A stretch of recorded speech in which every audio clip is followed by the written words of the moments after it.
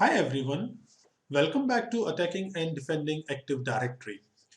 In this video, we are going to talk about a privilege escalation opportunity called Kerberoast. We have discussed persistence in detail in the previous videos. Let's step back and assume that we did not find out the privilege escalation, the domain admin privilege escalation opportunities we have, or just we want to have a look at another option. We can use Kerberoast for privilege escalation, both horizontal and vertical in case of Active Directory. Now, what exactly is Kerberoast? Kerberoast. So if we skip this slide for now and jump to this diagram, this was the diagram which we have been coming back to, right? This is the normal workflow of Kerberoast. Now, after step 4, when the KDC, the Key Distribution Center, or the DC responds with the TGS, which is encrypted the target service account and TLM hash, that is end of step 4. In a normal workflow, we respond, present that particular TGS to the application server, right? That is the normal workflow. We receive a TGS, which is encrypted with the target services NTLM hash, and then we present it to ticket to the service. Now, what if we do not present that TGS to the service at the end of step 4, but we save that TGS to the disk and brute force it offline, right? The TGS has a server portion which is encrypted with the password hash of service account or the NTLM hash of the service account. This makes it possible to save it to the disk and brute force it offline. Now, because it is offline brute forcing, there is no lockout. We can throw whatever resources we have onto it. We can just exfiltrate the saved TGS, run it on a GPU or whatsoever we want. Right, so this makes the Kerberoast attack very, very effective. And if we talk about logs which we will leave onto the target machine, we will leave only a simple, I think 4769 Kerberoast ticket requested. That is a single log entry onto the domain controller, right? Uh, and on a normal domain controller, there are thousands of such entries every day, which makes it really, really silent. So that is how Kerberoast attack works. Now there is a catch though. What we are doing here, when we save the TGS to the disk and brute force it offline, how do we brute force it? We take a word list and throw the guest passwords to the ticket. The password is converted into NTLM hash, and it is tried if we can decrypt the ticket. Now, if we target or if we end up targeting a service account which is a machine account, right? That is what we are looking for. We are trying for the clear text password of a service account. Machine account passwords are not set by humans. Machine account passwords are set by machines, and machines are good at passwords.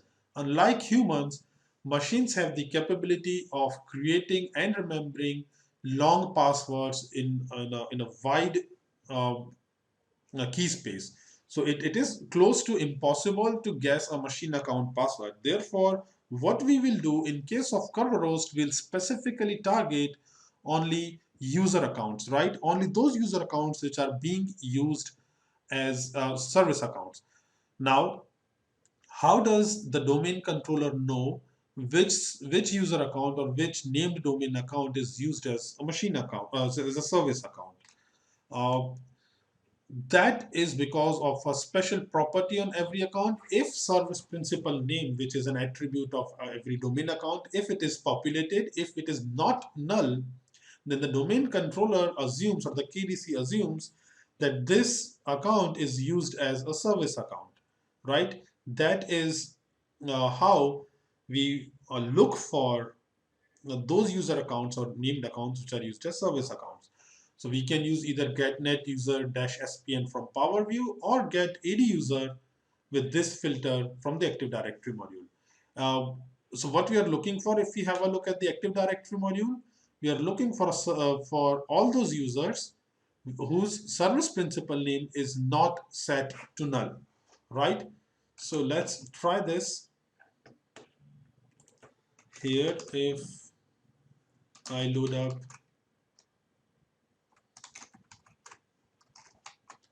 the AD module, so let's run import module, the DLL and the PSD one, uh, that is the module itself as well, right? Now if we run this command,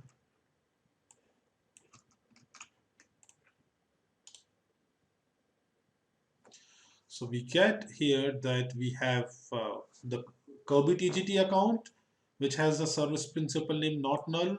We have the SVC admin, which has the service principal name not null. And then we have the web SVC user, which has the service principal name set to not null, right? So now, which one of these we would like to target? Because we are looking for privilege escalation, if you remember, SVC admin is a domain admin, right? So we'll go after the SVC admin user. So once we have identified the user, we will request a TGS for the SPN. Now recall, if we go back to this diagram, we can request a TGS. Once we have a valid TGT, we can request a TGS for any service registered with the domain controller. So using these two PowerShell commands or request SPN ticket from PowerView, we can request a TGS. So let's run these two. And we've got a TGS. Let's confirm that by running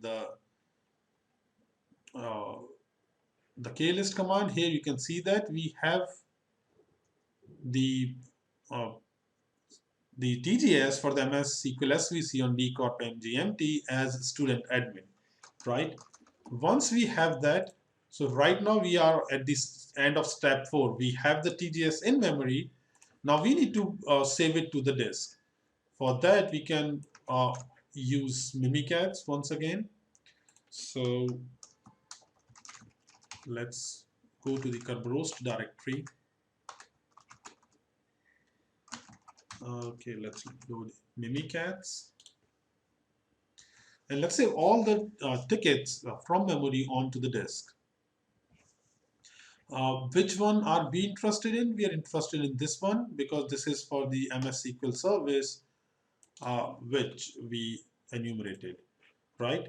Now, if we use request SPN ticket from PowerView, we can use Hashcat or John the Ripper for brute forcing. But for the sake of demonstration, I would like to use the original TGS wrap crack tool. The Kerberoast was released originally by Tim Madden in 2014, and this was the tool released at that time. So let's use this ticket, this tool. I'm not sure if we have Python on this box. If not, then I have to install it. I think we would have it. So nonetheless, let's try it. What we are running: Python, TGS wrapcrack, a directory, and the ticket. Okay, before I run this, let's assert that the name of the file is it right? Okay, let's run it. Python. It is installed. TGS wrapcrack, 10k worst pass, and this is the name of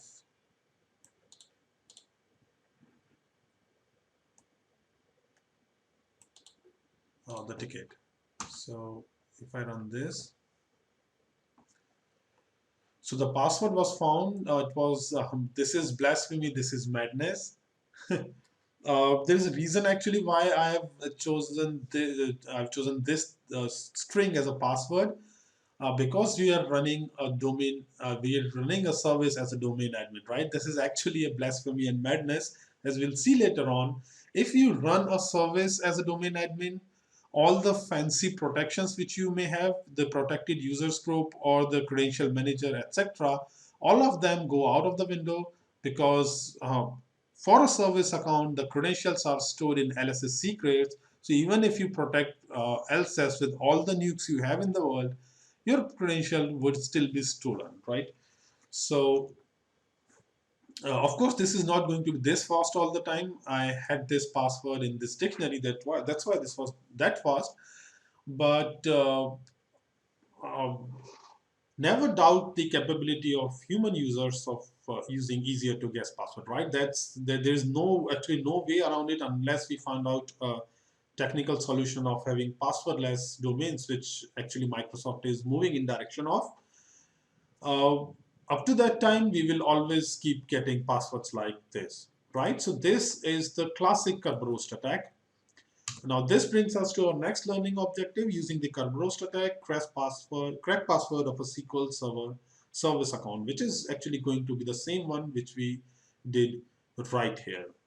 Right, so this was the classic Kerberoast. Now there are variations to this Kerberoast attack. Uh, we are going to discuss at least a couple of them. One rare but interesting option is if there is a user account of the domain user whose user account control settings or flags are set to do not require Kerberoast pre-authentication.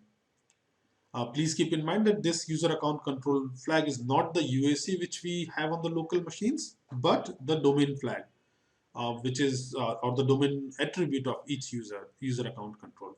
Now, if do not require Kerberoast pre-authentication is enabled, we can grab the user's AS rep and brute force it offline. Please keep in mind that Kerberoast pre-authentication is enabled by default, and it is very rare to find any environment where it is disabled by default, where it is disabled. Sometimes only couple of times where I have seen it used in the enterprise was for in some cases for VPN users.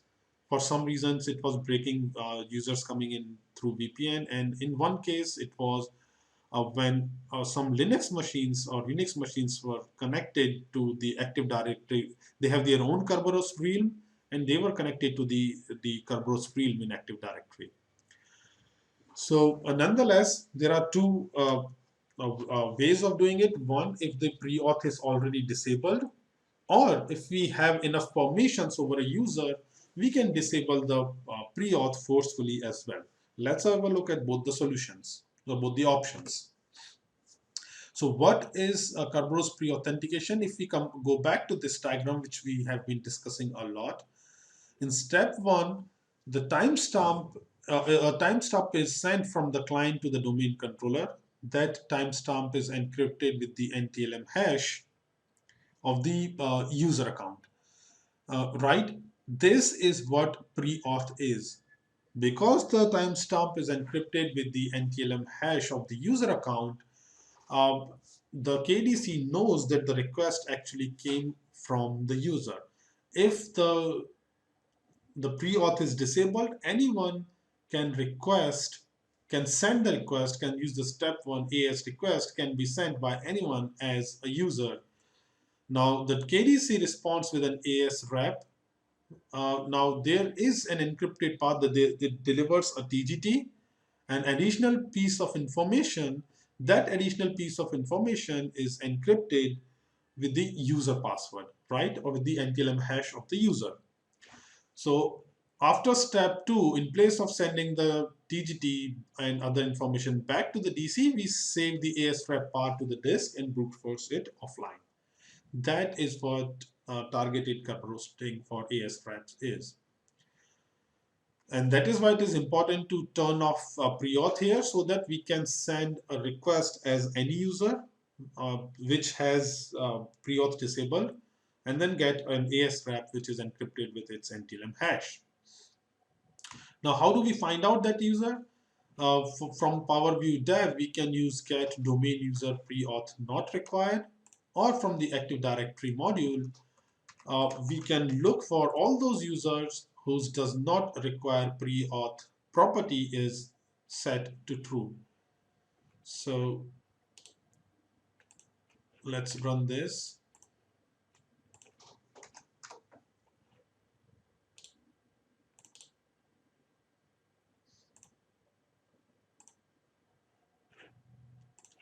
Right, so if I run this one here, we have these users in our domain which excuse me, which have their pre-auth disabled, right? VPN 1, 2, and so on up to what VPN 20 users, right? So there's a reason which why I have created these users like this. When you are practicing this later on, please target your own user. If you are user 16, then go for VPN 16. If you are user 4, go for VPN 4 user, and so on. So here we have found out the users which have pre-auth requirement turned off. That is, their pre-auth is disabled. Or we can look for uh, those users where we have the permissions to write their properties or full control, and we can forcefully do that. For example, if I run this from Power View Dev, now if you recall, what is RDP users? RDP users is the common group of which all the student users are a part of. So we are looking for those users where RDP users have enough permissions, right? So I load the Power View dev version here.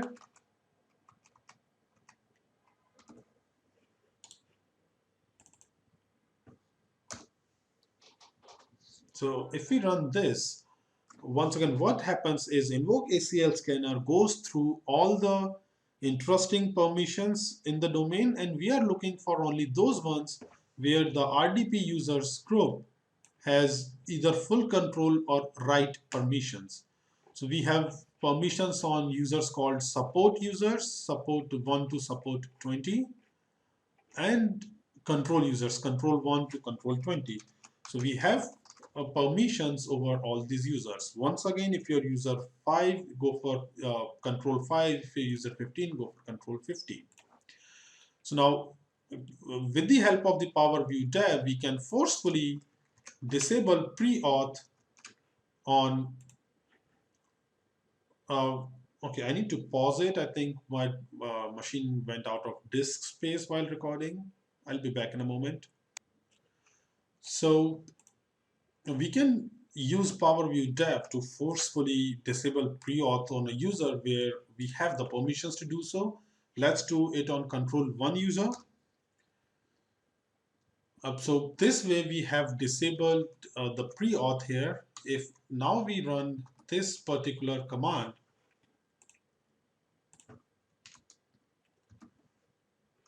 you will see that now control 1 user is also visible here. So this way we can forcefully disable pre-auth as well if you would like to do so. Once we have done that, either with the help of permissions or we find out there are some users which have their pre-auth disabled, we can use the AS wrap roast toolkit or tool to request the AS wrap so that we can brute force it offline. So let's run this command from AS wrap roast.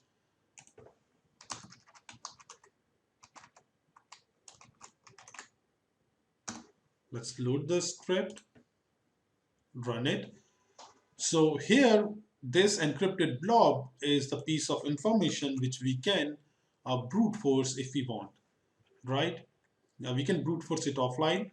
For example, here, if I was testing it, you can see it right here. There's no need to do it once again. For VPN 1 user, okay, let's do it in any case. Or let's just have a look at it this way. So in John the Ripper Bleeding Jumbo, I copied the encrypted blob, and then using John for this file which contain our encrypted piece of information and a word list of our choice.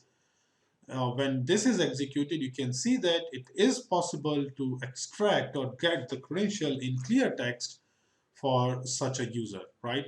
Once again, it will depend on a couple of things. One, how easy is the user password to guess. Second, the dictionary you have. The larger and the better and the more customized according to the target your word list is, the more art would be the chances of a successful crack, right?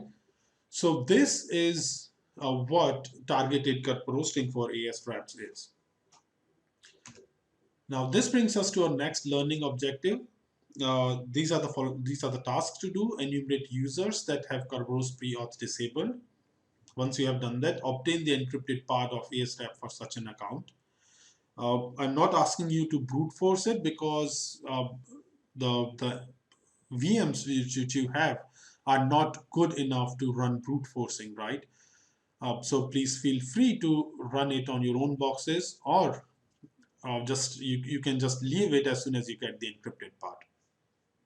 The third task is to determine if student X has permissions to set a user account control flags for any user. This is the case of the forced disabling of Kerberoast pre-auth. If yes, if you find out that student X has permissions to do so, disable Kerberoast pre-auth for such a user and obtain encrypted part of ASRAP. Right? So that would be all for this variant of Kerberoast. Now there is another one where here what we did in this case was, if we have the permissions to write property on a user, we forced disabled pre-auth. What if in place of that we target users? If we have enough rights like generic all or generic write on a target user, what if we force set SPN, that is we forcefully set SPN on a user which should be unique in the domain, and then run Kerberoast on it, right? So please keep in mind that for the domain controller, if a user's service principal name attribute is not null, if that value is set for the domain controller, that account is being used as a service account and you can request a TGS for it. It doesn't matter if there is an actual service running for that SPN, or also as we'll see in a moment, it doesn't matter if the SPN makes sense at all. It should just be unique in the domain, and it should follow the machine name slash service name format. Once again, it is not required even the machine name and the service name to be valid ones. They should just be unique across the domain. So what we are going to do, we are going to look for those users where we have full permissions or write permissions to forcefully set SPN. Then we'll request a TGS and brute force it offline. So if you recall, when we ran invoke ACL scanner and filtered out where RDP users have write permissions, we found out that there is a list of users support 1 to support 20 where we have the generic all or full control permissions, right? So let's have a look at that output once again. This was the command we ran.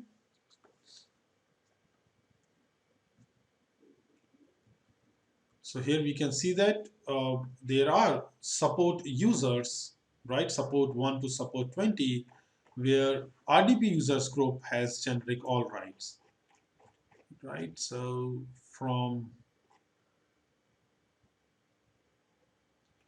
support 1 to support 20, right?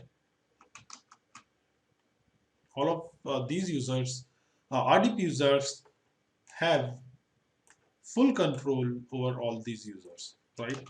So once we know that, let's see if let's go for once again for the support 1 user. Let's see if the support 1 user has any service principal name set already. No. So let's force set it. We can use the Active Directory module for requesting that as well. And we can use the Active Directory module to set the SPN as well. So, but let's use Power View because we used that for enumeration in this particular slide. So here you can see that SPN is set ops whatever one or whatever. There's a reason why I'm using whatever one here. Literally use whatever here. Just keep in mind that the SPN should be unique across the domain. Otherwise, you will have errors like this, right? So make sure, let's make it anything like this, decor, for example. This would be fine. So this way we can force set SPN. Once we have SPN set, we can request a service ticket or a TGS. Now this looks strikingly similar to first something or the commands which we ran when we were discussing the classic Kerberoast, right? These are the commands we ran there, and that is the same thing which we are going to run here. For the ops whatever one service, it is a service for the domain controller. We are requesting a ticket. If I run klist here, you will see that as student admin, we have a TGS for ops whatever one. Now using the mimikatz command which we used earlier, we'll export the tickets to the disk.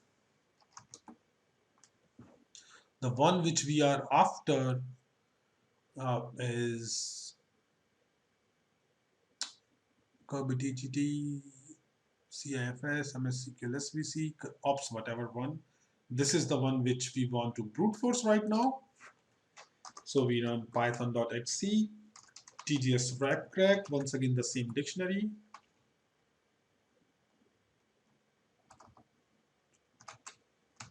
And the ticket.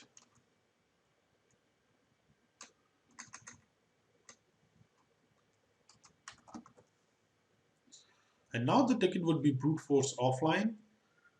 And if your dictionary contains the password for the user, you will get it in clear text, right? So this is the way we force set SPN. And once again, that is why this is targeted Kerberoasting. So hope this is clear as well. Now this brings us to our next learning objective. Determine if student X, once again X being your own user ID, has permissions to set user account control flags for any user in the DCOP domain. If yes, force set ASPN on the user and obtain a TGS for the user. Brute force it offline and retrieve the password in clear text. Right, so I think that would be all for uh, Kerberoast. So we saw the classic Kerberoast and two variants of it. This is a very, very effective attack. Once again, on the domain controller, the only log will be 4769 when we run this particular command to request a TGS. Okay. These commands, when we execute to request a TGS, only at that time there is an interaction with the domain controller other than the enumeration part. So we would leave only 4769 there. Very lethal, very silent. Of course, we'll see how we can detect it. There are some anomalies in the 4769 log left by our special commands. So that would be all for Kerberoast. Right, we'll continue our discussion with privilege escalation onto the domain level in the upcoming videos. Hope you like it. Thank you very much for watching.